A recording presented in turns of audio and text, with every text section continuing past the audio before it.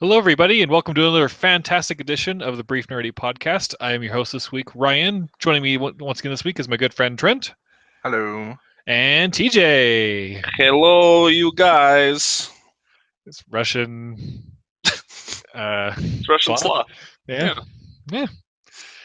Translation to hello, you guys. Or Hello, hey, everyone. you guys. You're just in that Goonies mood still. Oh, I am. I got the Goonie fever. Did you play through the Lego Dimensions levels?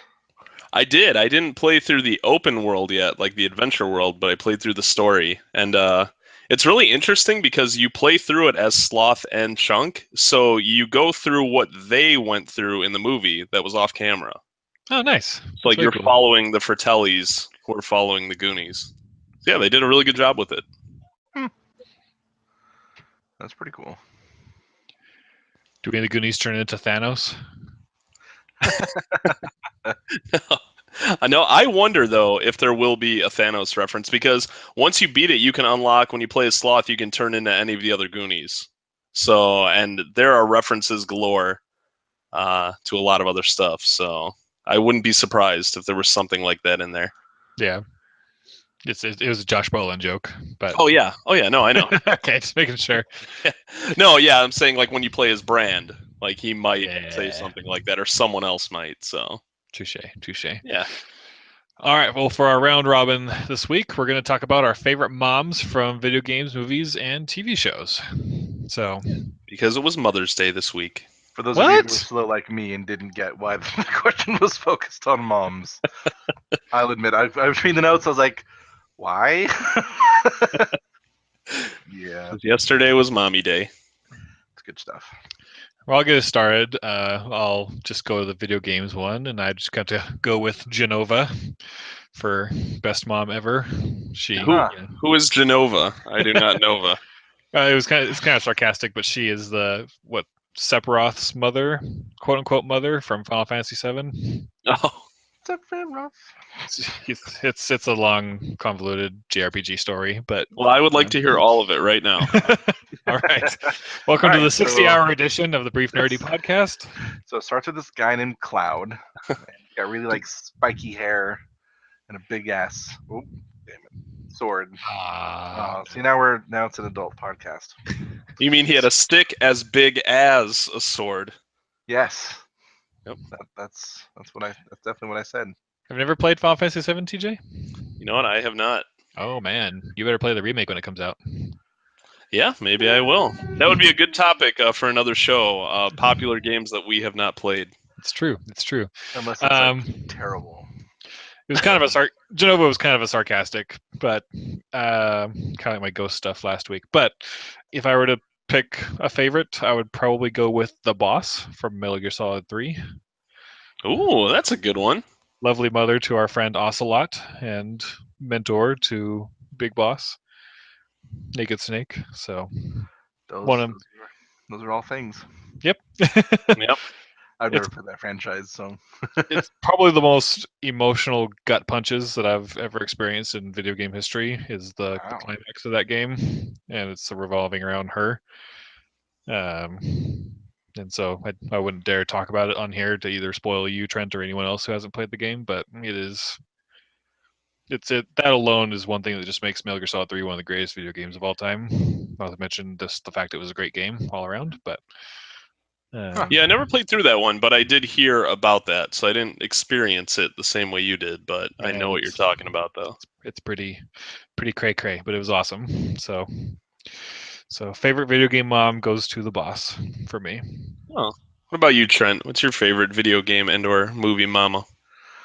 Well, I mean, obviously one of the best mothers in all of artistic history would have to be Miranda Hillard from Mrs. Doubtfire. Somehow I knew this was going to turn up. Like, we didn't say anything before the podcast, and I thought about making the joke myself, but I was like, no. Well, TJ posted about this just the other day, so I was like, I had to give him crap when I saw this was the subject for today. Yep. Well, I was actually going to bring to the table Daniel Hillard being the best mom in movies because he had to make up for the lack of proper mothering that Miranda brought to that family. Stupid Miranda. I'll give it to you. Drag He had- queen mother, best in history. He had to become a mother to those kids. Will you make me a woman? One day we'll have a big blowout about how I truly feel about Miranda from Mrs. Doubtfire. I need time to prepare for that, though. We That just need needs a to be good 2-hour brief nerdy spoiler I cast think for. spoiler cast for Mrs. Doubtfire. because I have a lot to say, but I don't want to. I don't want to skip through it and skim through it here really quick. There's not really a lot of twists and turns in that movie. They pretty much gave it all away in the trailer, but it was still great. Oh, it's a fantastic movie, but yeah, we'll talk about Miranda another day. But thank you, Trent. Thank you for starting me off in an angry mood now. Oh, I'm sorry. No, it's okay. Now I feel bad. Well, my video game mom, I am going to say Hinawa from Mother 3. And yes, Mother 3. I don't want to say this again, but I knew you were going to pick an Earthbound mom. Yeah, but I knew in my head you were going to go with Earthbound or Mother 3 mom. Now, I love the mom in Earthbound. She plays a very good part, but not a major role. But Hinawa, your mother in Mother 3, plays a very important role. Very, very early on in the game, she dies, which I guess you could say it's a spoiler, but it happens so early. And it's for a 2D game, it's probably one of the most emotional scenes I've ever seen. The way they handle it, like that cartoonish pixel art, but then the scene where like the mom dies and stuff, it's really intense. But then by the end of the game, she plays a very, very important role. One of the most memorable game endings, in my opinion. So, is it like Earthbound, where you go and abort an alien baby in a fetus? No. But there's a lot of weird stuff in that game. So, yeah, that is my pick. And I need to give my sister some props here. We were talking about moms in movies yesterday when we all got together for Mother's Day. And my sister Annette said she'd like to give credit to Best Stepmom, which is Goldie Hawn in Overboard. Because I never saw that. Oh man. Really, you never saw Overboard? Nope. Long story short, she is a very mean, rich woman, and your favorite actor, what's his name? Jeff Bridges. He's Kurt Russell. Oh, Kurt Russell. That's right. I always mix those two up. He is a carpenter, and he's doing some work for her. She treats him very poorly. So it's on a boat. She falls off. She goes overboard, if you will, and she loses her memory. And Kurt Russell sees it, and he claims that she is his wife, and she doesn't remember anything. So he brings her home to raise his 4 kind of rotten boys. And it changes her whole life. And by the end of the movie, they fall in love. Sounds kind of creepy. It's very creepy. And they're doing the gender swap reboot coming up here. I think Anna Faris is going to be playing the lady. And some guy's playing the rich man. Huh. But yeah, it's a very good movie. I like it. Interesting. Yeah. So I was trying to think of a good video game mom, and not just like movies and TV, because I feel like it's a lot more easy to do that one. And I thought at like the beginning of like Matriarch Benezia from Mass Effect, but she's not really a good mom. At least not at first, anyway. Like spoilers for TJ, so That's I won't okay. get much into it. So I decided to go instead. There is the unnamed mother of the main hero of Dragon Warrior 3, which is a really old game for the NES, but one of my first like large-scale RPGs that I ever played. Mm-hmm. And I loved it. It was fantastic. And so like the beginning of the game, your mom wakes you up and it's like, hey, it's time to go to the castle to talk to the king and like start on your heroic journey. But the cool thing about her is that every time you return to that town, which you can do pretty early in the game through like a return spell or whatever, she's basically a free inn. So it's like a really easy way to like heal up and not pay any money and stuff. Oh, okay. So Nice. it's actually like kind of a cool mechanic in that game if you know to take advantage of it. And she really goes nameless? Like she's just known as Mom, or? I'm pretty sure. I tried to look it up just now because I mean it's been a long time since I've played. But I mean they name the hero, of course, your father. But yeah, it just says like your mother's voice. I mean, it's all text in that day. Yeah. But yeah, Nice. She kind of reminds me of Isaac's mom from Golden Sun. Either of you play Golden Sun? Oh man, it's been a long time. I played the first one. Yeah, the It's first been one a was great. very long time. I think I played it when it came out. So yeah. Me too. I love that series. I thought you were referring to Isaac's mom in Binding of Isaac, who's probably the worst mother ever. Well, I haven't played Binding of Isaac more than 15 minutes, so couldn't tell you. I have also not played that game. Well, basically, God speaks to her and tells her to kill her son. So Isaac escapes into the basement, and that is the game.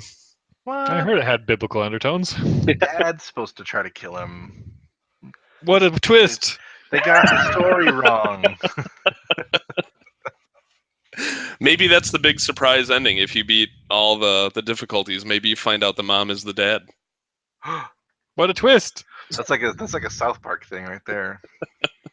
So anyway, yeah, that's my favorite video game mom from an early age. Well, good. That was a good one. I thought that was fun. Of course, you would say that. You thought of it. Yeah, that was probably the best idea we've ever had. It was a great activity. Whoever thought of it was super smart. Whoever thought of that's going to make a great mom one day. Well, speaking of great ideas, you should tell everybody about your recent Amazon purchase. My recent Amazon purchase, my recent $29.99 Amazon purchase. That one, exactly. It is the Guardians of the Galaxy 2 Doritos bag. It is a bag of Doritos, yes, just like you would get at any grocery store. But it has a built-in MP3 player that looks like a cassette player, and it has the whole soundtrack from Guardians of the Galaxy 2. It comes with headphones, so you can plug them in. You can skip tracks, change the volume, recharge the bag through your USB port. And yeah, it's probably the dumbest thing I've ever spent money on, and I've bought plenty of dumb things in my life. And yeah, I have no regrets. You know, I'm looking at your video right now. When I first saw your picture and stuff, I thought it was literally just like a design, like cassette tape picture on the front of the bag. Yeah. Nope, it's that's wow, that's a thing. It lights up. You could push buttons and everything. It's crazy. It lights up, yeah. It even comes with a USB cable to not only recharge it, but to take the soundtrack off. You can put it on your computer. So, Well, at least you could keep that then. Yeah, you get something out of it. But yeah, I made the joke that I want that to be the only music that I play in my car. I want to hook that up to my car. Hey, just need an aux port cable from the bag to your car, and you're good to go. Yeah. So no, in all seriousness, though, well, no, it's not going to be serious at all. No seriousness. But zero seriousness. Yeah, these were like I saw these advertised maybe about a month ago that they said Amazon was exclusively going to have them, to kind of promote the movie and stuff. And then one day I just happened to be on Twitter at the time that they just put them up, so I got it. Like 5 minutes later, they were gone. And yeah, they are highly sought after by other people like me who like owning really dumb, useless things. Hey, you have Doritos and old music. I like that description. Doritos and old music. Yes, What more can you ask for? Music that is definitely not free on Spotify. Hey guys, remember that really old movie with the snow and the walkers? Exactly. Well, I mean, I was never really into music, but now I feel like I found that good gateway to start listening to music. So Rock Band was that for me. yeah. Oh, that's a whole other topic actually. Let's not go too far into that. I have a good idea for that one. It's interesting. I've just always been into music. Yeah. Most of my Google Music playlists are all video game music. Yeah, I didn't start getting into music probably until like early high school. Huh. Like I listened to music, but I wasn't like actively like seeking out new music and stuff until then. Remember, I was like, I don't know how old I was, like 8 or 9 or something like that, and my parents bought a new alarm clock, and their old alarm clock had a radio on it, but like you literally had to like turn the dial on the side and move the needle to like tune into the different radio stations. I swear I kept that thing until I was in high school, and I would always like on Saturdays when we were like did chores and stuff, I would listen to like the pop radio stations here in Kansas City. You old person. I know, right? Twisting knobs, you. And I would do like Rick D's in the weekly top 40 on Saturdays. It's like one of my favorite things. I did have one of those giant like wooden TVs that was like a piece of furniture itself. I did too. The With cabinet, with the the cabinet turn TVs. with the turn knob dial for the channels. Did it Yep. have a remote? Nope, you had to get Nice. up and turn the Ours, knob. ours didn't have a turn knob, but it had those like black Tic Tac looking buttons. Oh yeah, So you had to walk up and press those to change the channel. It was good. It was good stuff. And your mom put a big doily on top of the TV. yep. Did you know? Ours was actually built in as like part of the entertainment center, and so like above ours was just like movie shelves and stuff. My NES would slide all over the top of the doily. Doily. Do you know those old remotes? The word clicker to refer to a remote. That is because old remotes used to click. The TV would pick up the sound of the clicking, and it would know to change the channel. Wow, didn't know that. Huh, All right, and that's our show, everybody. And on a high note, off on like the weirdest deep dive tangent ever. now that you're all listening to this and are asleep, Well, so yeah, you got a Doritos MP3 player, and it plays old music and It did. awesomeness. that's Speaking right. of old music, Oh, aha, Good. This is a good one. Good segue. you and your segues. I know. Alan Wake is getting pulled from all digital stores because it contains licensed music, and the license is expiring. So weird. Yep. I mean, I guess it makes sense, but this isn't really something we've ever had to worry about in the past. I know. That's kind of the big thing. And so, what Now, do you guys think? If you quote unquote own it, are they removing those too? No, No. but Okay. they will probably eventually, if history is anything to go off of, they'll eventually patch the game, and that music will no longer be in the game. See, I don't know. I don't know if they have to do that. I think once you own it, like before the date is up, I think it just stays in there. I think that's how it is. Well, I think when they put it back on the store at some point, it will be the licensed music will be removed, and then everybody who owns the game will get a patch basically, and it patches all the music out. You think they're going to go that route, huh? You'll Well, have that's to what know hap- either not do the patch, or if you already own it, or Steam allows you to version backwards, doesn't it? So you could, even if you accidentally get it and you owned it before, you could just version it back one. Yeah, I think so, because that actually happened with GTA Vice City. I don't think they ever like pulled it from the store, but at one point the music licenses expired for some of the music on the radio stations, and that music no longer exists in the game. Well, you want to go? Sorry, Oh no, go on. No, go on. I was gonna say this just goes to show you that you shouldn't use licensed music in your video games. Yeah, so that's kind of the thing. Like, Make your own stuff. make your own stuff. Well, you So want what to do take it even a step further. What about Destiny when they took out what's his face? What's that little king man from Game of Thrones name?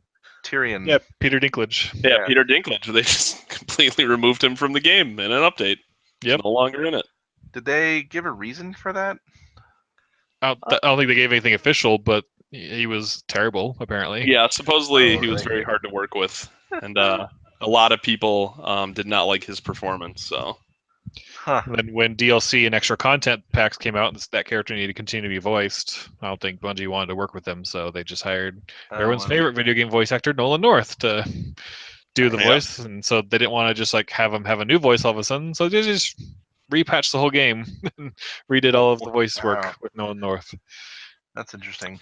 well, see, and that brings up the good point about like video game preservation. You know, like how do we really preserve these games the way that they were originally made? Mhm. I mean, I don't think you do anymore.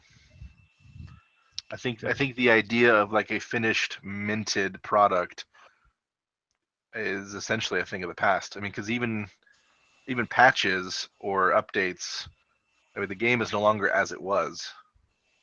So I don't know. That's interesting. Yeah, just the way they do games in general now, like to go a little even further off onto a different tangent, that NBA Playgrounds that just came out, like they released the game on all systems, but I don't think it had online play yet. They said they're going to be adding that shortly after. So they're clearly releasing unfinished games, but just knowing that they're going to patch them later on. I think it does have online for like Xbox and PlayStation, but not for Switch, because Switch doesn't have like sorry. Because this is purely speculation, but I think Switch doesn't have like its built-in. Well, no, I guess Mario Kart plays it, so I don't know. Yeah, there's other Yeah. games that play Bomberman, that Right. Fast RMX. Yeah, Is the Ink game out yet for Switch? that is July. Ah, I'm The excited about that Ink one. game. I forgot what. Oh, Splatoon. I forgot. Splatoon. You know me and remembering things. I'm terrible. It's like that thing with the guy and the With the and the ink and the voice squids and and the the ink kids. and the shooting. Super Mario Sunshine in reverse. That's right. I wish they had that mode where someone would just play as Mario and would have to go and clean up everything. Yeah, that'd be way fun. That would be a funny game mode. It'd be fun, like Yeah. add-on to add like right before Super Mario Odyssey comes out to kind of like hype the Mario thing.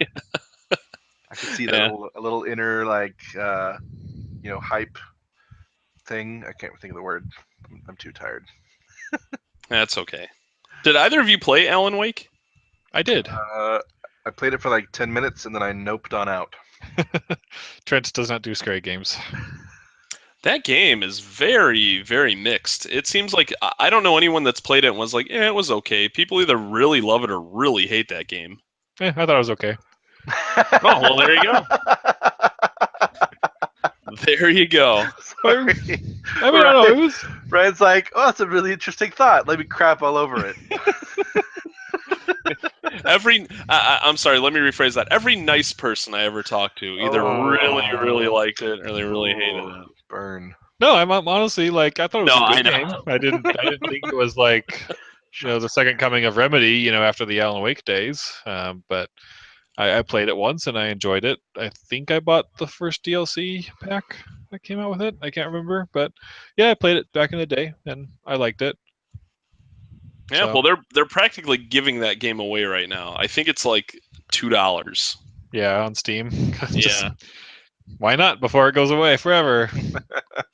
Quote. And anyone listening to this like now, like shortly after we post it, Microsoft's having a huge sale on all the backwards compatible games from 360 for Xbox One. Like a ridiculous sales. Like you can get a lot of great games for a couple bucks. So definitely worth Really? checking out if you're an Xbox One console player. Filthy console peasant. What was that voice? Did you call me the filthy console cousin? Is that the name for that guy? No, Is that what you? I guess it is now. I said peasant, but with that voice you did, you can make it a cousin. That'd be fine. Oh, Good stuff. Good stuff. But yeah, so it just has a good point with game preservation. Like Trent said, games are patched all the time, and so even Mass Effect Andromeda, it just got a big patch this past week that changes a lot of the way faces look again. Like a lot of eyes are a lot more natural. Has Addison woken up? Is her tired face excited now? She will never wake up, but no. But no, especially like Ryder's eyes are like a little bit more realistic looking and stuff like that now. So I mean, not that it's a bad thing, but we'll never have that Addison face ever again. Ryder's eyes, watching you. Anyway, So yeah, it's interesting. But speaking of Mass Effect, I tried.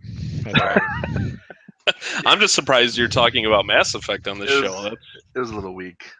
I know. It's the best I could do. do. It is, and I'm trying to like upfront the bad news because the story makes me sad. Yeah, so I don't know if you know this, TJ's. I do. I heard.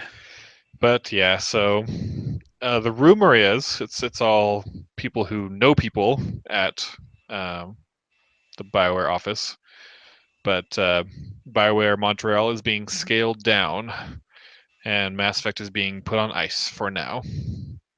So most people from that studio are being outsourced to assist with Star Wars Battlefront and continue with multiplayer and patches. So at this point, we really don't know if they're... And the new IP. Yeah, and the new IP. Yeah. So at this point, we don't know if Mass Effect is going to continue, if or when, which, as a big Mass Effect fan, is severely disappointing. I mean, Andromeda was disappointing, but it still left some open plot threads that were very, very interesting. I don't know if I can consider it a spoiler or not, but plot threads like the benefactor and the missing arc that we still haven't found. Like some of that was like some of the most interesting story and intrigue in Mass Effect Andromeda, and left it very, very open in that it's going to be either addressed in further DLC story packs or a sequel. And so I would hope that they would address that. So I don't remember, but like the special editions or whatever you want to call them for the games, like did they come with a season pass? Like did they promise like story DLC down the road? Nope, there was no season pass for this game. Wow. The special editions just came with extra guns and costumes and multiplayer packs for the microtransactions. Huh. Yeah. Kind of makes you think that they knew it was going to happen. Possibly. When a lot of stuff these days is, anyway, determined by pre-orders and those kind of numbers. So it's possible this decision was made before launch, but they waited. Maybe it was like tentatively made before launch.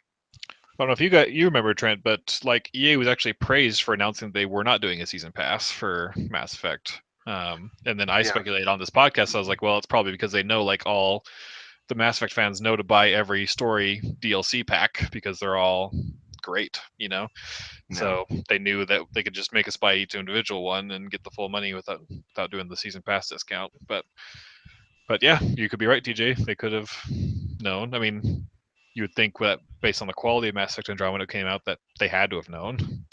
Yeah. Yeah, it's a shame. I mean, there's a lot of fans out there. I mean, you guys especially. Like, you guys are like diehard fans, so it's always disappointing to see when a game that's popular with a good amount of people just doesn't sell well enough.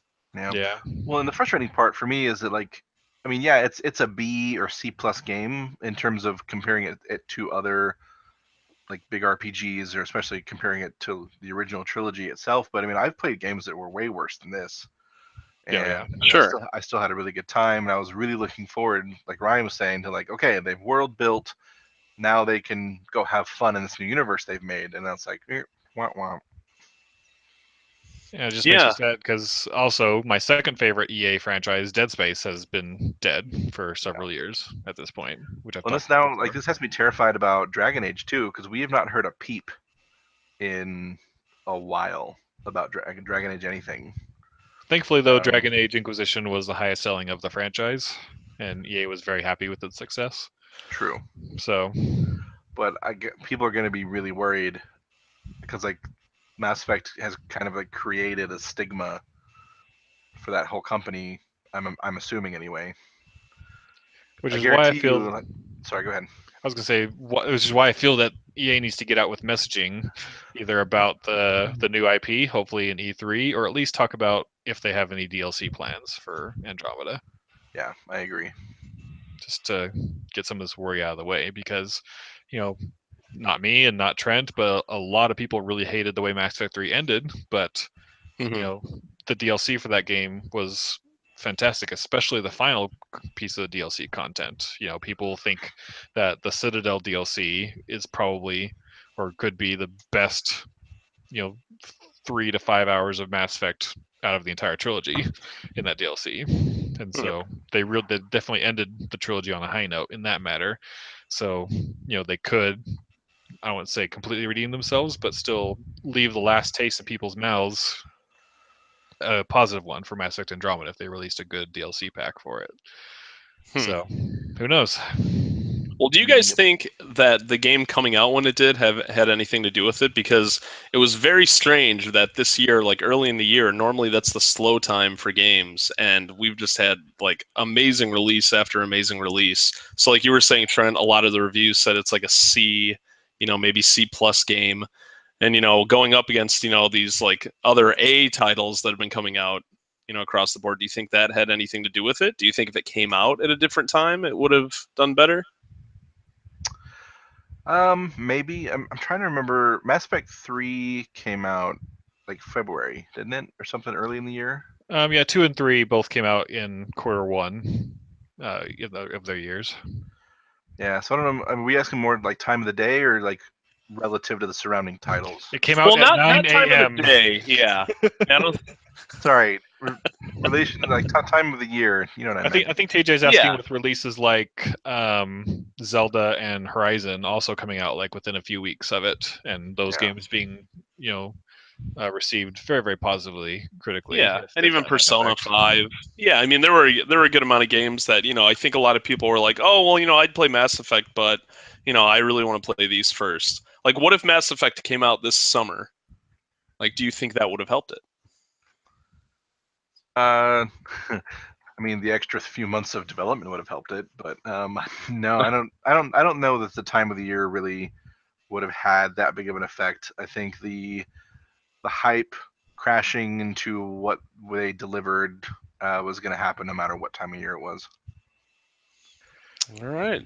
I concur. I think maybe a tiny bit, just because it was busy. But in the end, the reviews were the reviews, and the word of mouth was the word of mouth for it. And I don't think that would have been improved if it would have released in June versus March. So I mean, it's I'm looking at the sales for the year. It's outperforming Horizon Zero Dawn. It's number 8 for the year still right now, according to VGCharts.com. you Well, also remember, it's consider that also it's on 3 platforms. multi-platform, yeah. And That's true. Horizon's on a single platform. Well, they have here just the PS4 Mass Effect. So I wonder if that's weird. Have to look at it. Well, But maybe. yeah, that's a good point. Yeah. Either Well, way, when fans like Trent and Uber fanboys like me can I messaged Trent privately when I was probably about 30-40% through the game, and I was just like, I don't like this at all. And thankfully, it gets better. I feel like Yeah. the last few planets you visit in the game are significantly better than the first few. And then when the story really kicks off in the final act, it's really good Mass Effect storytelling in my opinion. But Yeah. it just overall, it just still was not a great game. And so Yeah, for me, and the pacing was just weird because like I had so much of the main story open, but I had so much like side quests and planet stuff to do still, but when I finished, I had like 3 or 4 story missions in a row, and so it was weirdly segmented. And for me, they could have like brought Kadara earlier and just not had Havarl at all. pretty much, For me, Tomorrow was the worst. yeah, they were literally the worst planet for the game. So we probably should stop being the Mass Effect horse. beating Continually. the dead Oh, horse. The That- dead horse. Oh, because the it's Kurt dead. Russell horse. Well, I don't even know what that means. I don't think I know either. I'm really tired too. We'll just keep So, using that excuse. while I have some video game sales charts open, do you guys want to guess who has the highest hardware sales for the year so far in terms of console sales? The year starting in March or January? Because I think the fiscal year starts at the very end of March. Well, it depends on whose fiscal year. EA's fiscal year is that, but I think it's calendar year based on the numbers here. Okay. Yeah, I don't know. I wouldn't even know what to think. So I would guess I don't know. Yeah, it could be Switch, Xbox One, or 3DS. It is actually the 3DS. Oh, really? That Pokemon helped. Yes, but PS4 is right behind it, and then it falls off sharply after that for everything else. According to this website, I don't know how legit this website is or where they get their info, but I thought it was interesting. I really wonder how the PS4 Pro is doing. Like, you haven't really heard much about it. The PS Vita's on here. Is it the very last one? Oh no. Wii U is the very last one. That's bad. Sorry. Switch isn't even on here though, which is weird. They just have these 5, which I thought was strange. Does it give a number? Because we know like Switch has sold like 3 or 4 million at this point. Yeah, it's something like that. No. All right. Well, since we don't know where this is coming from anyways, I say we move on to our next topic here. Speaking of not knowing where everything's coming from, did you guys see that Donald Glover is doing a Deadpool TV series? Yeah, I heard about that, and I was very confused, but I think it has a lot of potential. Well, I love Donald Glover, and I love Deadpool, and I love the Archer-ish style on FXX. Is that what they're going for? Yep. Yeah, that could be fun. So I'm just glad that it's going to be adult because there's been Deadpool in children's animation already a lot, but due to the success of the movie, they're doing an adult-oriented cartoon show. Yeah, Yeah. well, yeah, I think it could be really good. I mean, Deadpool, in the animated world, can do so much more for so much cheaper. So yeah, I think they could pull it off. Yeah, I think it's a good formula. I think you'd have to try pretty hard to not at least do pretty well for a few seasons anyway. Yeah, Deadpool can be, I guess, overdone. I've seen a lot in comics and stuff like that, so hopefully they don't get to that point to where he's being a dead horse. Yeah, I'm a little bit worried that like they're trying to push the movies and this cartoon at the very same time, but meh. Well, I know we mentioned Josh Brolin earlier in the show, but Josh Brolin, he tweeted today he's getting jacked for the role of Cable. That's pretty awesome. He is working out. Thanos is big too. Yes, Ryan. I may or may not be a Thanos fanboy. No, not really. But well, speaking of dying games and then dying pools, what about the dying television shows? I wish more of my shows would die. Yeah. Like Agents of S.H.I.E.L.D. got renewed. All the CW shows are renewed. Supernatural got renewed. Well, the CW ones got renewed like months ago. I know, but I try not to pay attention.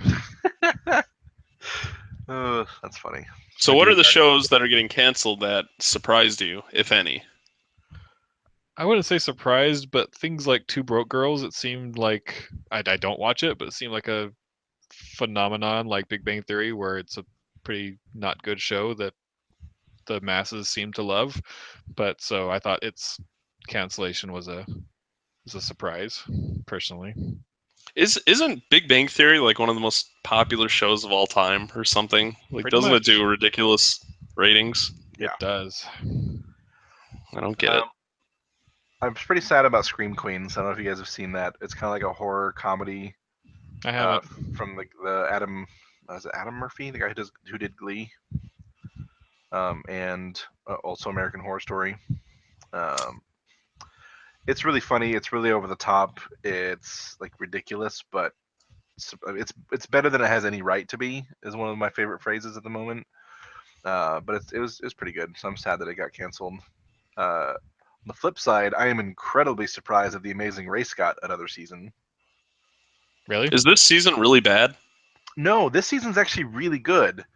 But I mean, I guess it's doing really good on its Friday night 10 p.m. time slot, as compared That's to when it's on this its season? competition. Oh yeah, or maybe it's Thursday night now. It was originally supposed to be. So like a year ago, it got the Friday night time slot, and everyone's like, "Oh crap, Friday night, it's dead. It's never, it's on its last legs."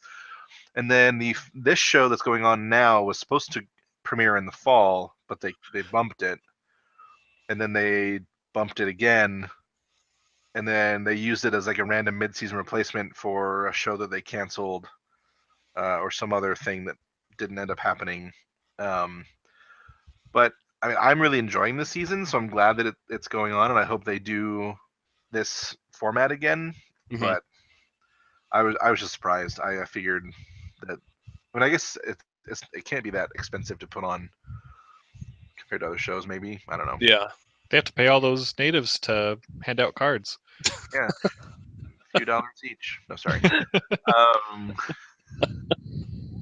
don't know why I think that's so funny. Anytime I watch The Amazing Race, I always just felt so awkward, like, for them. Oh yeah. I know. I never really. I don't speak English. I'm just told to hand you this card. Sure. I I'm sad never about- really Sorry, go like ahead. seriously watched the show, but I think my wife did for a while, and I know like her mom loves it. But whenever that show gets brought up, my wife brings up Trent. You might know there was a season not too long ago where I think one of the teams lost because the girl wouldn't go down a water slide. Yep. It was just a water Absolutely. slide that kids, adults, like it's at like a hotel or something, like a big water slide. It's nothing crazy. It's just a Yeah, big slide. it's a She wouldn't. well-known water slide, golden Yeah, water slide in Dubai. and she wouldn't go down it, right? So then they lost. Yep. Unbelievable. And She that was she really freaked late out. in the game too, wasn't it? Like there weren't that many teams left, right? I think it was like final 5 or something like that. Yeah, like it was crazy. Oh my gosh. I was like, throw me from an airplane for $1 million. Like, I mean, anyway. Another show that I'm really sad about is uh, the Blacklist Redemption, which is a spin-off, obviously, of the Blacklist. I haven't seen it yet, but I heard really good things about it, and it's got Jean Grey and one of the main characters from the Blacklist went over. So Her name is Xena Onatop. Oh, that Jean Grey. I was thinking the younger Jean Yes. Grey. At first I thought you were going to say Gene Wilder, and I'm like, wait, what? Yep, and Gene Wilder posthumously. They're going to CG him in for the last few episodes. No, I'm just kidding. Yeah. That was in bad taste. So yeah, I mean, I haven't really seen a lot that I'm surprised about. I don't know if there's just not a lot of good new shows this year. I didn't really add very many new ones to my list. Did you guys add any like new network shows? Not this year. No. Yeah, no. Yeah. So I think a lot of the networks are just kind of like, okay, we're just gonna try again this next year. And like Fox is adding like 6 new shows to their fall lineup. One of which, have you guys seen? Is it Gifted? I think is what it's called. I've It's heard of the, it, but I haven't it's seen it. the new X-Men TV show. Legion? Yeah. Or No, the not Legion. It's on Fox, and Bryan Oh, Singer okay. is directing the pilot. And it takes place in the X-Men universe. Brian Singer. Oh The no. the trailer mentions like the Brotherhood and the X-Men, and like they talk about mutants and all this stuff, even though it had like a big Marvel logo at the beginning. So I'm Yeah, I excited. just saw like I didn't read about it, but yeah, I saw something about that today for the first time, and I guess there's a trailer, you said? Yeah. The first main trailer, like 3-minute trailer, launched today. Hmm. To be honest, the production values and the basis of it, the trailer didn't do a really good job of selling it, but I'm gonna give it a try anyway because it's an X-Men TV show, so why not?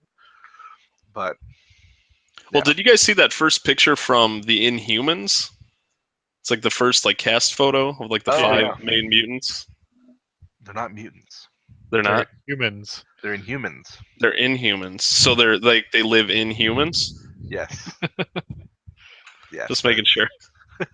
Yeah, it's actually a funny legal thing where Marvel literally cannot use the word mutants in any of their properties because Fox owns that. Oh, so okay, so technically they are mutants, but they can't say it. Yeah, basically. Right.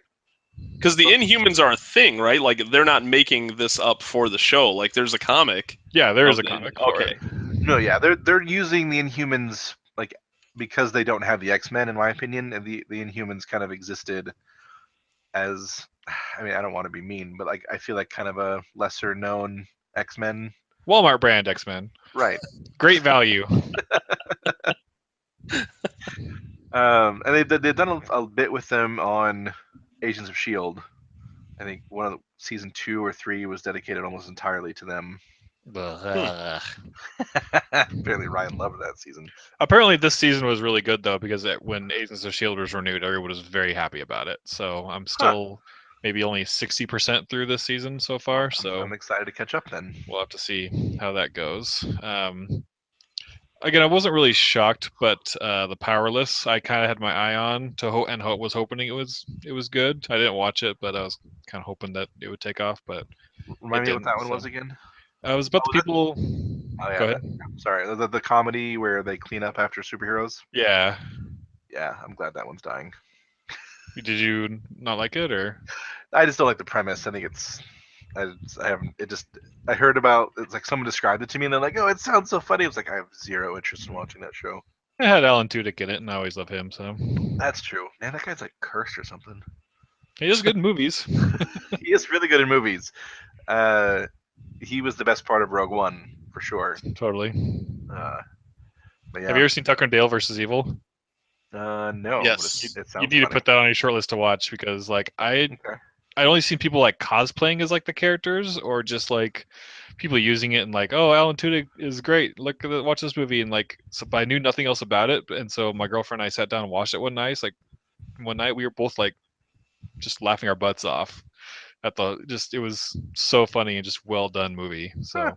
I really enjoyed it. Do either of you watch Timeless or have heard of it? I've heard of it. Yeah, I've not seen it. I Though. thought that was the most interesting bit of the past few days' news is that NBC had flat out said this show is being canceled.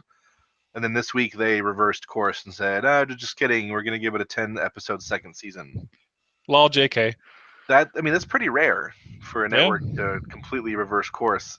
Do you think that's just because NBC doesn't have a lot of great shows, or That's pretty much the definition of NBC. They destroy all their good shows. They're Yeah. on their own, like Chuck and Community. It's sad? I like the Chicago ones. I think those are on NBC. But Possibly. that's like the only thing I like from that network right now And The Office was good for a while, but for a little Until bit. they drove it into the ground. they destroyed Parks and Rec too. Wow. Yeah. Yeah, I'm finding more and more the new shows that I'm interested in are on cable or Netflix or Yes. Amazon. Or, Join us on the dark side of non-network TV. I honestly the other day it was the first time since 2008 or 2009, whenever I first got Hulu. I was like, I'm thinking about canceling my Hulu subscription because I just don't watch a lot of network TV anymore. I obviously enjoy some shows on network TV, but network TV for me has just gotten so blah. Like Yeah. the only shows I really look forward to on a weekly basis are my cable shows. Yeah. Or Netflix shows, whereas almost all my network TV shows are partially a chore to watch, even if I kind of enjoy them. Just the 24 episode format it's I don't know, it's exhausting nowadays. Yeah, I think the only scripted network TV shows I watch are The Goldbergs and Last Man on Earth. I'm trying to think. I don't think there are any other ones. You watch Gotham? Nope. Yeah, only Ryan I think watches that one here. That's okay. I'll still stand Yeah. this better than all the CW DC shows. Do you guys feel like the superhero genre is getting stretched too thin at this yeah. point? And it's gonna get worse. It's not even close to being done. They've announced like they got the Teen Titans TV show coming. Yeah. There's the new Gifted show. Not to mention they've announced like every possible Batman universe movie in existence. Yeah. Like there's the Villains movie, the Sirens movie. Isn't CW getting a fifth? Isn't that like Black Lightning or something? Yeah. Is that CW? Are they really? Yep. Wow. So, yep. Mamma mia. We're gonna have 5 shows to keep up with for our crossovers. So- I'm very close to just giving up on that whole CW verse. I was just gonna say, do you guys feel satisfied? Like, do you feel like all the time invested has been worth it up to this point? For the In those CW verse, yeah. no. Not Up at to all. this point, yes, I still do. Granted, I stopped at the winter finale and haven't watched anything since. And apparently, 2 or 3 of them get worse, and maybe one of them gets better. So I probably don't have a lot to look forward to. But I mean, I approach all of my CW shows with like the biggest grain of salt in the world. Mm-hmm. So like anything that's even mildly amusing, I'm like, okay, yeah, fun, cool.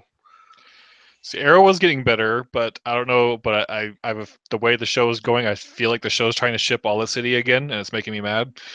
But other than that, the show is getting good. Also, the villain is getting like again just that 24 episode format. Like the villain was cunning and awesome, but then it's now getting to the point toward the end of the season now that like he's just like magic. He just knows like everything that they're gonna do all the time.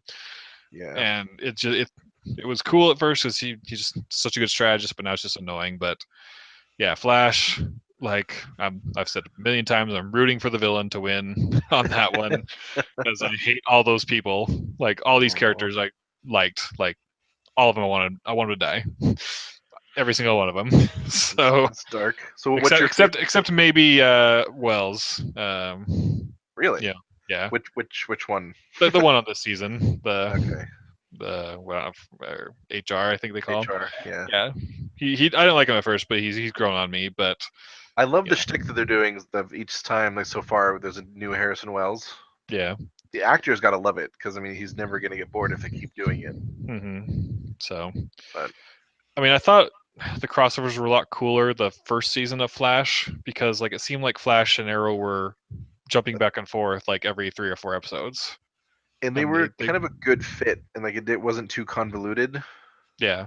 I think forcing Supergirl to cross universes, and I mean the entire premise. Like I think Legends of Tomorrow needs to be alone and never touch the other ones again until it's done. Yeah. Personally, just to be, I mean the whole time travel thing is a little bit convoluted when you force it to connect with linear shows. Mhm. Um, because it's like, oh, our friends need our help in 2017. We gotta hurry. It's like, you really don't. I mean, you could take a month off and train and then show up, and you're still on time. Yep. But it's whatever. Well, I think of like the way they're doing Thor Ragnarok, like they're not doing a full Avengers movie, but they're doing basically a Hulk and Thor movie. So like Yeah. why don't these CW characters just cross over and just do like you know, just Flash alone just goes back to Star City and does something for a week with Green Arrow. It doesn't have to be everybody, or just do Supergirl and Barry because they're tight. Yeah. Just like So here's the smaller thing stories. I was thinking about the other day. Would you watch, like, if they literally combined the shows but still showed them 2 or 3 times a week and just bounced around and just had like random combinations of characters and locations and things like that? Would you watch that? Do you think it would work? Yeah, if it was Yeah, good. it'd be interesting. I think that would actually work a lot better because And you that's could. kind of the thing. Like I see behind the scenes going on, and it's all just speculation. But I'm just like, all these people have like very strict contracts that they are for 23 episodes a season, Yeah. and so if they spend an episode here on Supergirl, then they have to be away from an episode in Flash, and so they have to do an episode like all about Cisco in Flash. So there's Yeah. Barry there. Like It's I'm sure it's all just paper politics for. Yeah, it's one of the things I really like about the Chicago family of shows, like Chicago Fire and PD and all that stuff. Yeah. They have the other characters from the other shows show up all the time, like everywhere. Like if there is like a fire truck on scene in the other shows, it's the characters from Chicago Fire, and Nice. and vice versa. And they'll have like one or two like guest star in kind of a little bit of a bigger way, but like maybe have like a scene or two. Hmm. And I don't know how they work that out contract wise, but I love it because it seems so much more intermeshed. Whereas, like, yeah, the CW shows feel very siloed until it's like, oh, it's time for the team up Yeah. type thing. It's kind of like how Marvel does with the movies too. Like, Winter Soldier spent a good portion of the movie at Shield headquarters, but didn't bother to use any of their Agents of Shield. I know that would have been such a Characters. good like, just like show May for 2 seconds. Yeah, I mean, just a cameo. I mean, there's plenty of smaller cameos. Like during one of those fight scenes, like where the camera's panning, like have her roundhousing someone, and then just Yeah. like keep going, and it would be like a huge, like Easter egg for the fans of the TV show, and you don't have to explain anything. Yeah. Well, even not having any of the Defenders in, like, the upcoming Avengers movies, what was their excuse to, like, all those characters are too big for a small part? Or it was something along the lines of that, and it's like, okay, the dedicated fans are the ones seeing these movies. Like, Yeah. they'll be happy to see, even 10 seconds of Jessica Jones punching someone in the background. Like, even if that's all they did, people would freak out about it. Yeah. Yeah. Sometimes I want to like wish I had the power to just like reach through the TV and like just shake the director or the producer or whoever's in charge of making these decisions. And it's like, do you remember what it's like to be a fan of television, or are you just this jaded? But anyway, That's Hollywood, like my uncle always says. That's Hollywood. The only thing besides the Deadpool show I'm kind of have on my radar, but it's a very, very grain of salt. Grain of salt? Is that even? I don't even know what I'm thinking. It is a very grain of salt. I'm very, very apprehensive about it. Is a Seth MacFarlane Orville TV series. I'm really excited for this one. I don't know. I was really excited for A Million Ways to Die in the West too. So That's true. Okay, so the funny connection between the reason I found it really funny already is that so now that the trailer launched, I think today, and so we've seen a bunch of like set photos now, and we've seen the official trailer. I think no one's actually come out and said this yet, but I think Seth MacFarlane has been trolling Star Trek Discovery this whole time because random like set photos of like shuttles and stuff from his show were leaked during like the and people thought they were Star Trek Discovery stuff. Oh, really? I never knew that. Yeah, and so people have been talking about him for months. Like, oh, look at this weird like shuttle for Star Trek Discovery. It doesn't look like anything from the other show. Like, it's so exciting, and now it's like it's all just a big joke already. And I think that's hilarious. Nice. So whether it's on purpose or not, like I thought it was great. So I'm one that still enjoys, Family Guy and American Dad, despite a lot of people hating on him nowadays. But Yeah. again, like his live action can go either way. Ted was great, but A Million Ways to Die in the West was not so great. So I mean, it could go either way. Yeah, he's got a great cast. Just looking at the people that are in it looks phenomenal. I mean, if it's anything like Galaxy Quest, a TV show, I am going to be beyond happy. So I'll probably wait for reviews for the first like 3 or 4 episodes. And then if they're generally positive, I'll probably watch the first season of it. Nice. I'll let you know. Were they making a Galaxy Quest TV show, or was that like a fever dream? No, they Amazon had bought the rights to it. I think Mm-hmm. they were working on it, and then Alan Rickman passed or something. And I think that affected like their willingness to want to do it. Oh. That's what I had heard, but it's very sad. Yeah, so we'll see how it goes. I saw Guardians of the Galaxy 2 again yesterday. Really? Second time. Any better the second time or same?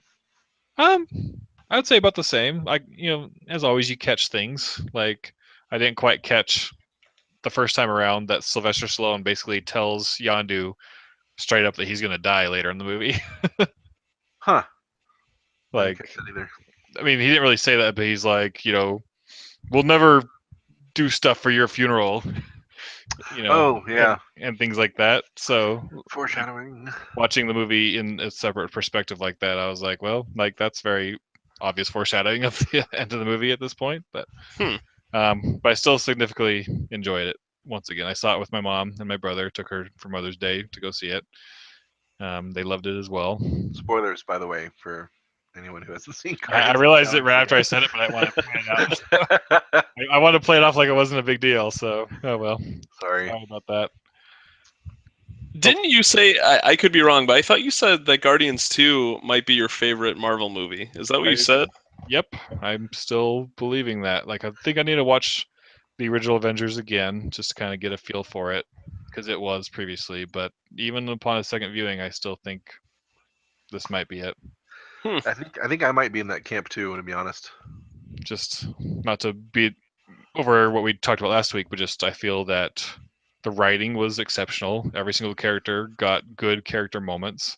It hit you in the feels, and then was funny throughout the entire time, and had one of the best, if not the best, villain of any of the Marvel movies so far. It was a good one. So, yep. I think so. But so Alien comes out this week. Haven't seen any reviews yet, but I'll be anxious to see some to see if I'm going to see it in theaters. Very, very mixed. Very mixed so far. Mm-hmm. Yeah. Someone said, like, one review said, if you wanted Prometheus to have a lot of crazy moments, that's what this is. So that could be a good thing. Yeah.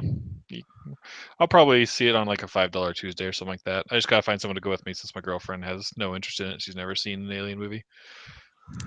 Yeah, I'm in no rush to see it. I think I'll eventually see it. Yeah, that might be a good idea. $5 day. Yeah, I didn't see Prometheus. It's not really anything on my radar right now. The next movie I'm probably planning on seeing is either going to be Thor Ragnarok or Fast 8. I Thor imagine. Ragnarok. That's not till Really? November. Is it? Yeah. Wait, something comes out sooner than that. Spider-Man is No, July. That's the next Derp, Marvel. Just kidding. It's definitely Wonder Woman. I'm an idiot. I'm not seeing any movies till November. I am Ross 2.0. No, for some reason I thought Thor was sooner. But no, it's definitely Wonder Woman. I'm I pretty wish sure. it was sooner. Either Wonder Woman or Fast 8. Yeah, Thor's the last movie before Avengers 3. Yeah. You know how well I remember San things. Francisco. I'm the old man of the podcast. I was kind of see that new Need for Speed movie. I was kind of interested in seeing King Arthur. It's sad to hear that movie bombed. But the only reason I was interested in seeing it is because I really like the Sherlock Holmes movies. So Is that the same person? yes, the same director. Oh, okay. I gotta be honest. When I saw the first trailer, I was like, "Nope, that movie's gonna suck." I don't know if that's really. Apparently, you and everybody else on the planet did. Yeah. Because No, nobody saw it this weekend. I thought the same thing until they said the director, like towards the end of the trailer. I'm like, oh, well, that has potential, I guess. But yeah. Yeah. Can't read any reviews if no one saw it. Oh, that sucks. Yeah, so what you guys been playing lately, Trent? Mostly still Civ 6. Been really enjoying that and watching shows while I play that. I've also been playing some Minecraft. A group of us have been doing the Sky Factory 3 mod pack, which has been really fun. For anyone who's played Minecraft and not familiar with it, you basically start on a single tree floating on a single block of dirt, and eventually you can build everything in the game from just that. And so like one thing leads to another, and like you progress to the tech tree. It's pretty cool. It's pretty fun. Wow. That's what we're doing right now. Huh. Well, I'm playing Mass Effect multiplayer by myself. Everybody abandoned me. You haven't invited me to play in the past few weeks. Well, I kind of hop into the Discord channel, and I assume you guys all still have the app that says, that I'm playing. I do not, actually. Oh, okay. Funny random story. I got a new phone today. I saw that on Facebook. Oh yeah, your Jitterbug came in the mail. No, his Razor. Yes, my. Shut up. T-Mobile Sidekick. No, my Nokia N-Gage. Ooh. Yes. Ooh. Remember, you got to take the battery out if you want to remove your copy of Monkey Ball. Swap it with your Tony Hawk 2. Monkey. Right. But a series of unfortunate events led to an early and more expensive than I would have liked upgrade. But on the bright side, I now have a Galaxy S8, and it's amazing and super pretty, and I love it. Play that Mario Maker on there. No. Mario Maker. Not Mario Maker, sorry. The Mario Run? Yeah, that one. No, I got my fill of Mario Run. I still haven't played it. I downloaded it when it came out for Android. I haven't even booted it up yet. So. Yeah. It's not unfun, but it's not $10 fun. It should have came out at the same time because I lost the hype. That too. The 5 months later just fell out onto the Android store. Yeah. So. Yeah, Nintendo put a lot of faith in that price point. Mario being able, the Mario name being able to sell at that price point, but I think they have a much better understanding of the mobile market now and those customers. Did they announce a Legend of Zelda property coming to mobile? They didn't announce it, but yeah, supposedly that's the rumor. I think Animal Crossing is next. That's on the way. So yeah. While I was working on installing apps that I wanted back on my new phone, I noticed there is a Infamous 2 mobile game. Yeah, I did. I dabbled in it a wee bit. Is it fun? Yeah. I mean, it's cool. The production value and stuff for being, a free-to-play game, it's pretty impressive. I mean, I think it has the whole roster, but you only start with a couple characters, and then you got to play a lot, Wait, to did you get mean the other Injustice or? Oh yeah, it is Injustice. What did you say? He said Infamous. Oh, Infamous. Like the 2009 PlayStation game. Yep, there's a new Infamous app. Everybody go download it. It's great. I was like, heard it here first. There was I a didn't small know there part was of my an brain that was infamous- going wrong, but I'm like, oh no. Well, you no, were I just get like, yeah, I played that. And I was just like, what? How have I never known about this? I loved those games. Sorry. Injustice 2. My bad. I think some of those microchips got in my Doritos. You know what? It's a good thing this isn't a news podcast. That's all I'm saying. I don't know. We go through news articles every week. This is where all of our fans get their news. Yeah. So, anyways, in Humans 2, on yeah, but no, Injustice 2. Yeah, I mean, it's decent, but yeah, it's definitely a free to play game though. But supposedly you can unlock content for the game, which actually I'm kind of glad you brought that up. Are either of you interested in that game at all? Yes and no. The main game, I'm assuming we're talking about. Yes. Yeah, the console one. I played the first game, loved the campaign. I'm not a fighting game player, so I don't play like multiplayer online or anything like that. So I enjoyed the campaign. I read all the first years 1 through 5 comics. So I'm interested in the story for 2, but not anything else. And so I'll wait for a sale for me just to play through the story real fast. Yeah, I loved the story of the first one. I played it on Xbox 360 when I had one, but I don't think it's coming out for PC, is it? No, it is. Is it? No, Hmm. it's not showing up in. Wait, who's the publisher? WB. Is it going to be on Steam or some other platform? Steam. Let me see. It's not showing up in the Steam Ah. store. I thought for sure it was. I might be wrong though. Yeah, it says. Yeah, I don't know. Oh no, just PS4 and Xbox One. Okay then. Well, never mind. So I will not be playing it, apparently. Guess not. I've Well, that's just sad. I just kind of expected because Injustice 1 is on PC. It came out like at launch for PC. Yeah, I thought it was So- strange. Also, All right. Well, guess not. Yeah, I've just got so hyped for like fighting games in the past couple of years, and then I get them, and like less than a week later, I'm done with them. So it's hard for me to justify paying the full price. And then WB is notorious for their DLC, yeah. all the extra characters that they leave out. Isn't it $50 for the season pass to get 9 characters? Ooh. Something like that.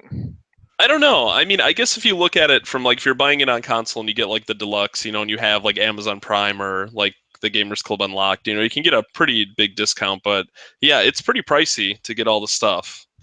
Yeah. So. It's just what drives me nuts is the story, like the cutscenes and stuff, and the graphics. They do such a great job, but when it comes down to it, in between those beautiful, well animated cutscenes, you're still just on a 2D fighting plane. Yep. Yeah. Like that's probably one of the few games where I could say like you could just watch all those cutscenes online and Well, still that's- get like the yes. most out of it. That's probably what I'm gonna do, to be honest. Yeah. I mean, the one thing though that this game has going for it compared to pretty much every other fighting game is the loot system that they have in the gear. There is tons and tons of gear that you can unlock, like gear pieces to customize all the heroes and stuff. Mix it up, like you can customize their abilities and everything. Like they're really putting a lot into that to make it stand out. So that could be its saving grace. I'll probably red box it, but we should have Nick on at some point to talk about all the NetherRealm fighting games. He is very, very hardcore into those, and I believe a top tier like online fighter in them too. Huh. Yeah, we'll see, and that's the difference. Like, if you're a competitive, like, fighting scene person, like, yeah, these games are, awesome because you don't mind like the repetitive nature and all that because you're just playing to get better. But yeah, for casual players, it's really hard to justify the purchase, in my opinion. Me too. I agree.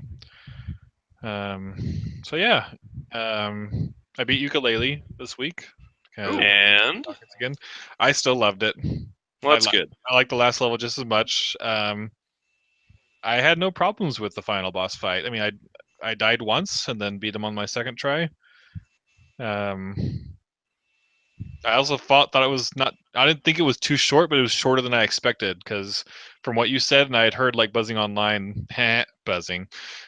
Totally didn't mean to do that. Final boss is a B, by the way. Oh, I was like, I'd heard buzzing online that that it was really difficult or stupid difficult with no checkpoints, and so I kind of came in like very, very prepared to expecting the worst. But I made it like all the way to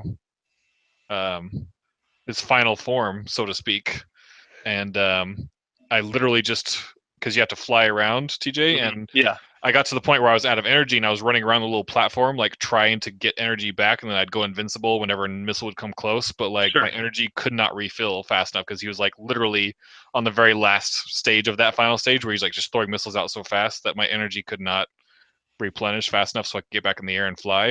And so I think there's that one tonic that lets you refill your energy faster. yeah, and I ended up after my death there because I went in with one extra butterfly for health, Mhm.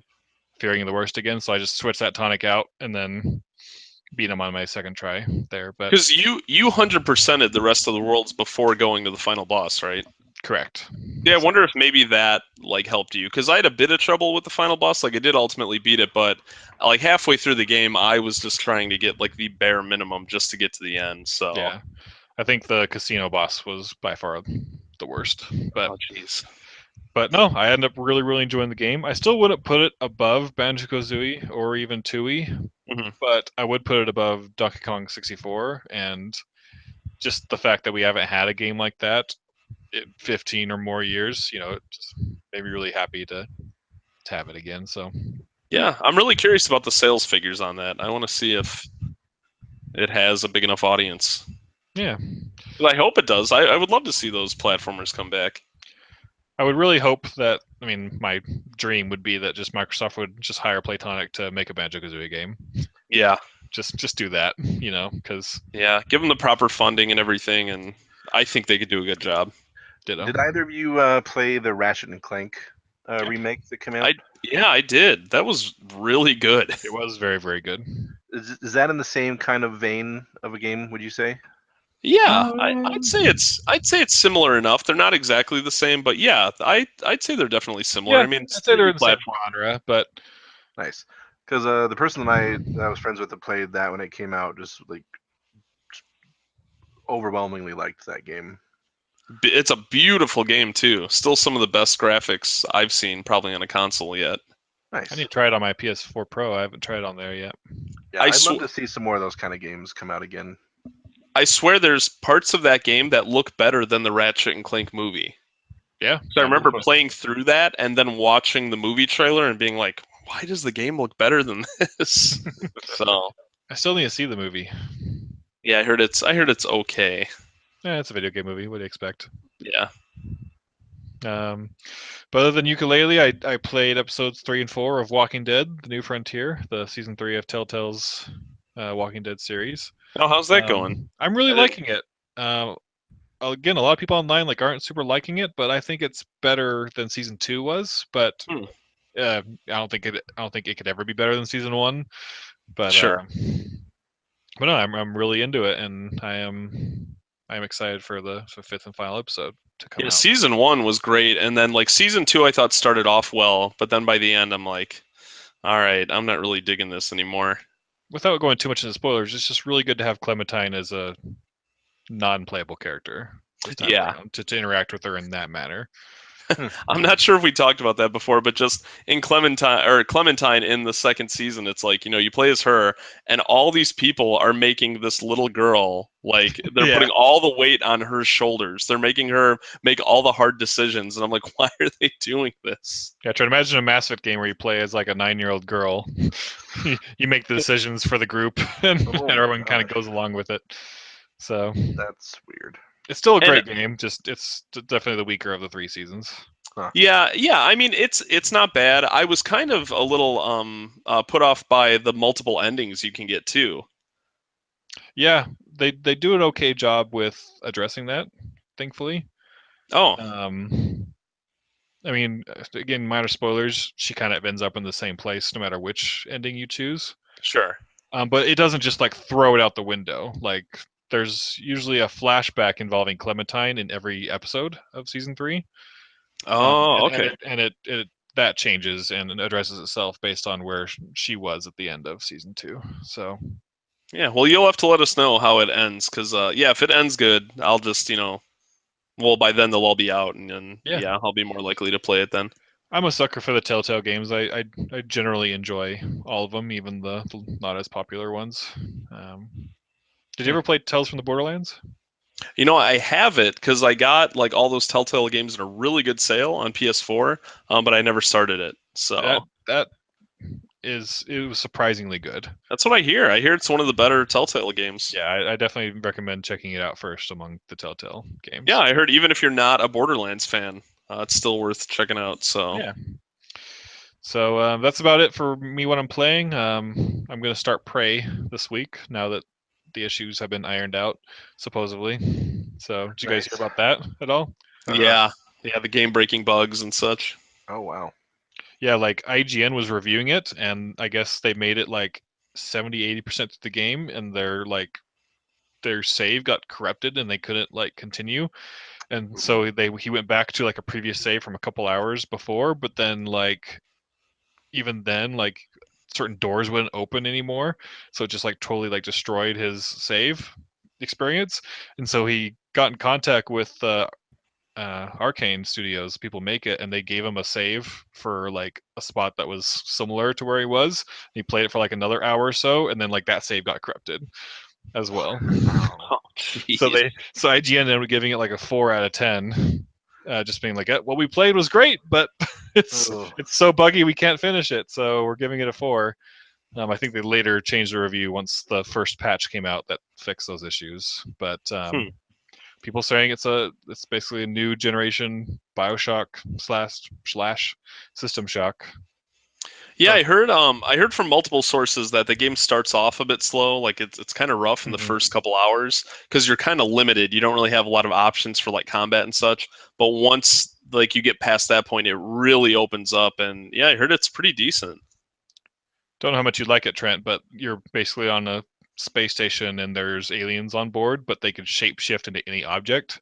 So you could walk into a room and like start opening drawers and like looting stuff, and like the bar stool you just walked next to like shapeshifts into a monster and attacks you. So that sounds great for other people.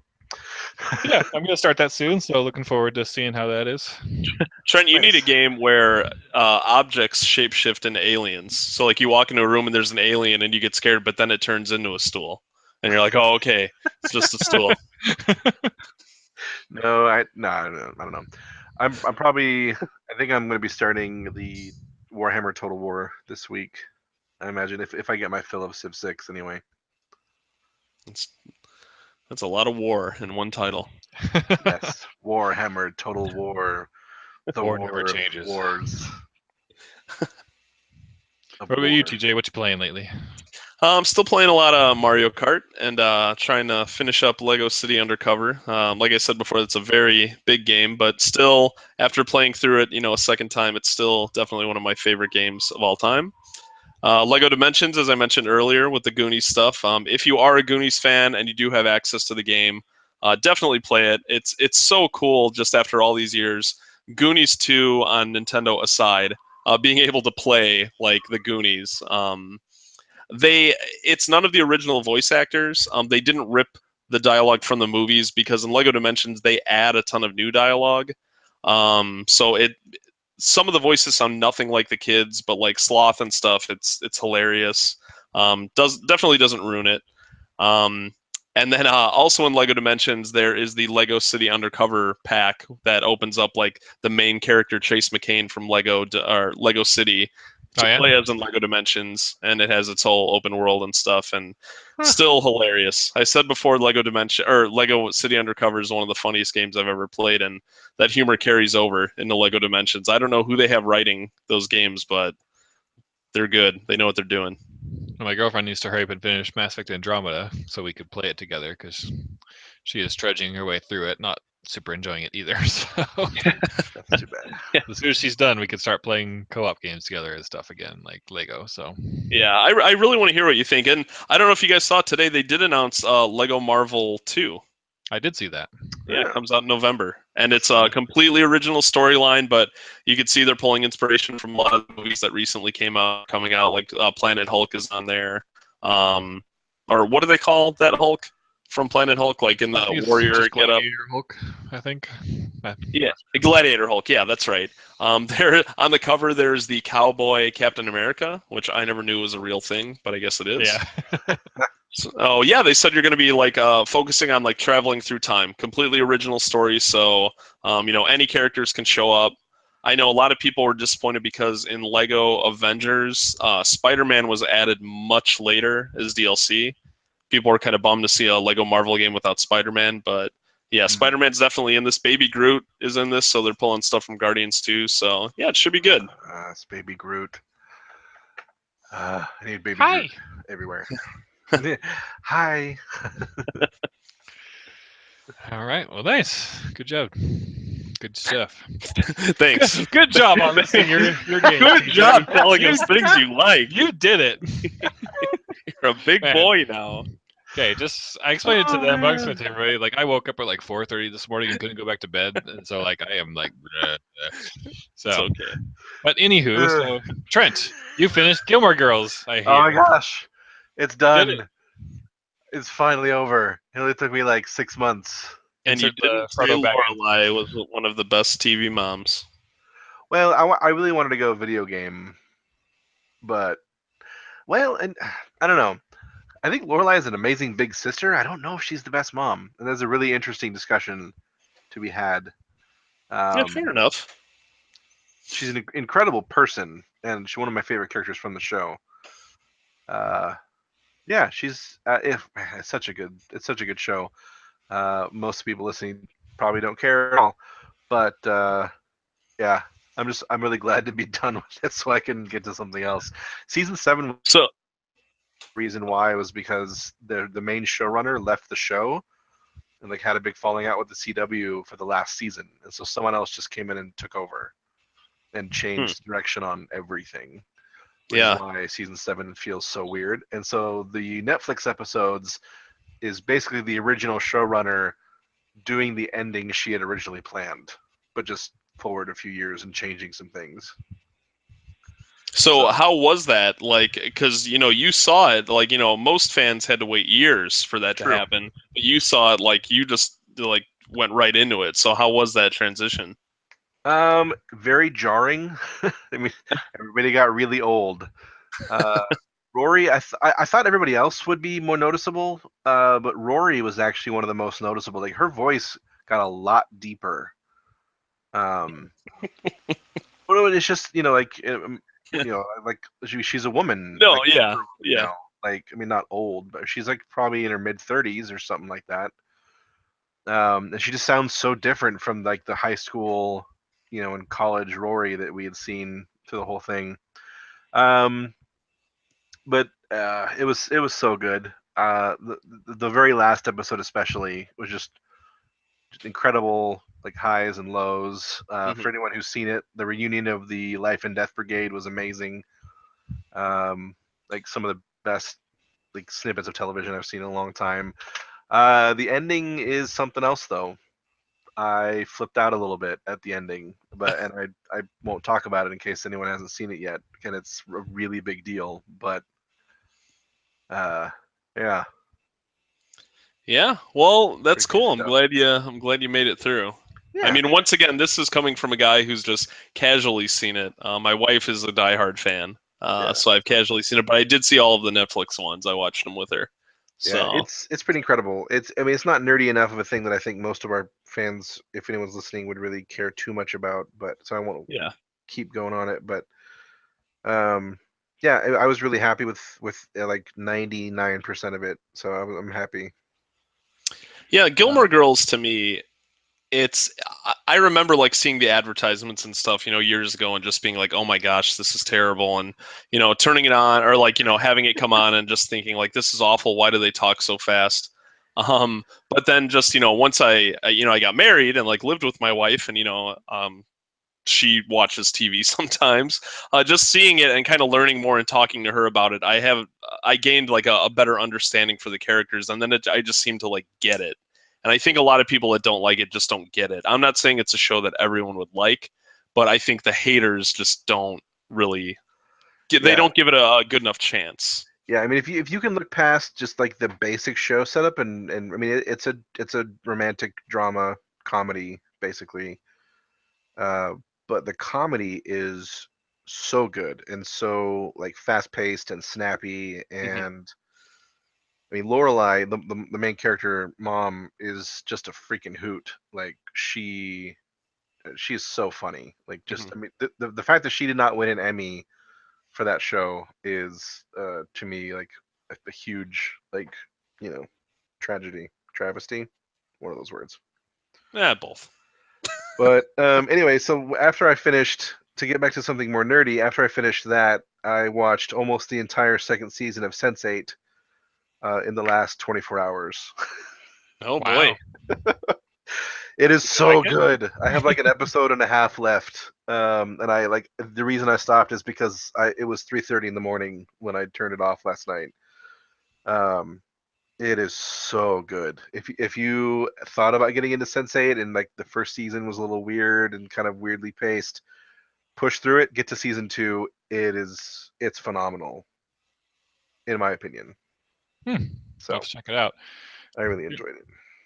If you don't mind me backtracking just a little bit, when you were talking about how everyone kind of aged suddenly in Gilmore Girls when you jump season, it reminded me of a story that Mark Hamill, I heard him tell once that just made me think about it, and it's kind of funny.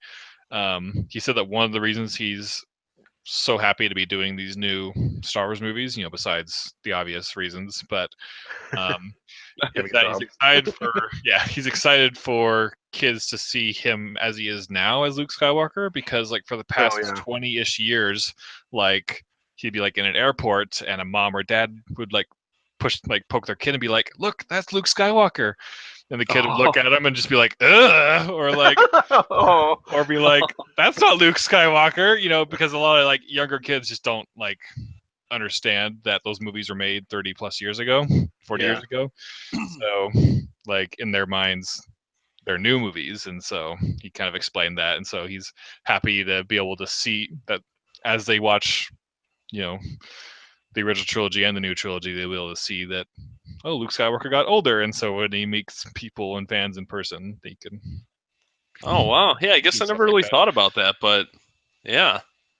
But yeah, so just maybe that made me think of that story when you were talking about everyone suddenly aging on you in Gilmore Girls. Well, it's funny, like just going back to it just for a split second, like the number of people that I was expecting to look really old that weren't, and I'm like, wow, holy crap, like you still look really good. But anyway. Well, not to go too far off, but that just made me think of something I should have brought up earlier. There's a video I saw on YouTube recently. I don't know if it's real, but I have every reason to believe that it is. Like, it seems like it, but I thought it was really interesting. It's a girl, I think like a teenage girl. She's watching Star Wars for the first time, and I think she's starting with Episode 1 and going in order. So, like, she knows that Darth Vader is, Luke, I am your father, all that stuff.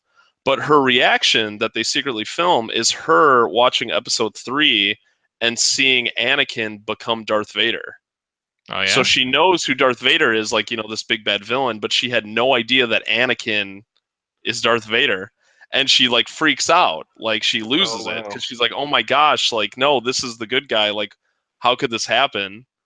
And I was like, wow, I don't think I've ever even thought about someone experiencing it that way. And I thought that was so really cool. Huh. I really like that. Everyone has their moment of like, what? That's Luke's father, but I don't think very many people have that moment. Like, Anakin is Darth Vader. He's a villain, so to speak.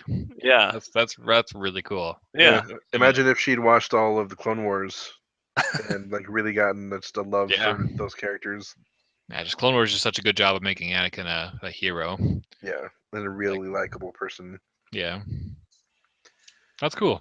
Yeah. So I'm still catching up on my shows. Better Call Saul just had possibly the best episode of its show run. That was a very good one. It was a very, very good episode. Like, almost the entire episode took place in a single room, and it still just was captivating the entire time. Like, every single piece of dialogue was not wasted, and then just the ending, just and like it was just so good. Like, it was like season finale-ish good, but there's still like 4 or 5 episodes left of the season. So. And unfortunately, we record the show pretty much while the new episodes air. So we'll be a week behind every time we. Like we could be watching it right now, but nope. We sacrifice for you, the viewers. That's right, because we love you. So, I could be finishing Sense8 right now, but Yep. I love you.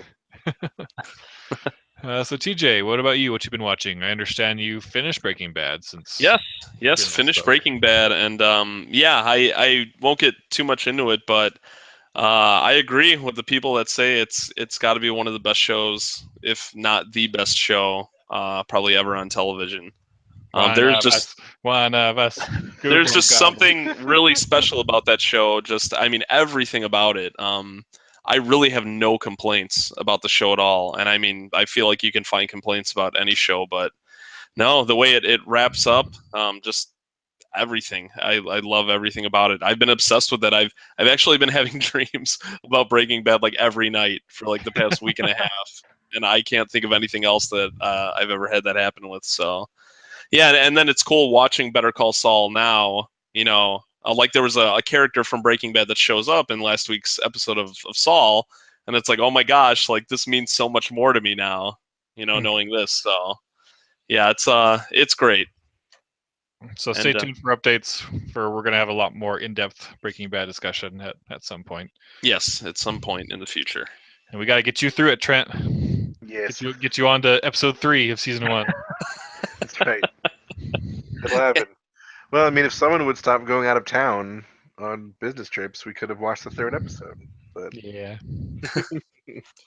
But yeah, also me and my watching. staff. Oh, what's that? That's nothing. Go ahead.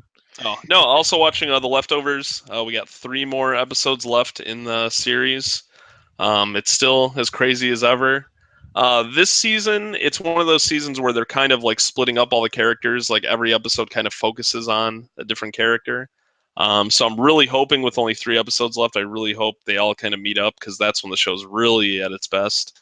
But no, it's still great. Silicon Valley, I feel like I always forget to mention Silicon Valley. Like that's a show I really love, It's but I so feel like good. I always forget that I watch it. Yeah. So good. Yeah, it's some of the best humor on TV right now, I think. I haven't seen last night's episode yet, but the previous week's was a doozy. Yeah, it was good. And yeah, Better Call Saul, like we mentioned, and then Fargo is Fargo. It's still really good. yeah, I just actually heard about Silicon Valley earlier today from a coworker, and then from some random people in the Gamers Lounge thing that we do. You hadn't seen it or heard about it before? Apparently, it's something I need to look into, though. It sounds. Oh, you will love it. Yeah, we DVR it, so that's one of the only shows I could think of where like I'll have to pause it because I'm laughing so hard. Like, and you don't want to miss like a second of it, because there's so many quick jokes that happen, and if you're not paying attention, you can miss them. So yeah, it's great. You'd love it, Trent. Yeah, you can watch them on HBO Go, and it's an HBO show. So like each season's only 10 episodes, and they're a 30-minute comedy. And I think are they on season 4 or 5 right now? I can't remember. I think it's season 4. Yeah, so I mean, that's you could easily just tear through them really, really fast. Nice. But they're very, very good. So yeah, I think we're about that time right now. So that wraps us up for this week. Unless you guys had anything else you wanted to mention before we send off our audience. No, very good. No, yeah, we covered a lot of ground. Yeah. All right. Well, big thank you to all of our listeners out there. We know you're there, and we appreciate you taking the time. Oh. Got a little freaked out for a moment, not gonna lie. 7 days. It's how long the next podcast will last when we talk about. No, I'm just kidding. Stay tuned next week when we talk about last week's Better Call Saul episode that's going on right now. But be sure to reach out to us. We've only had 1 email from a fan so far, but we'd love to hear from you, either through Twitter, Facebook, email, any your favorite social media. Social media. Good. Media. I do it on purpose now. So, but yeah, thank you so much for listening, and until next time, you all have a great week. All right, bye everybody.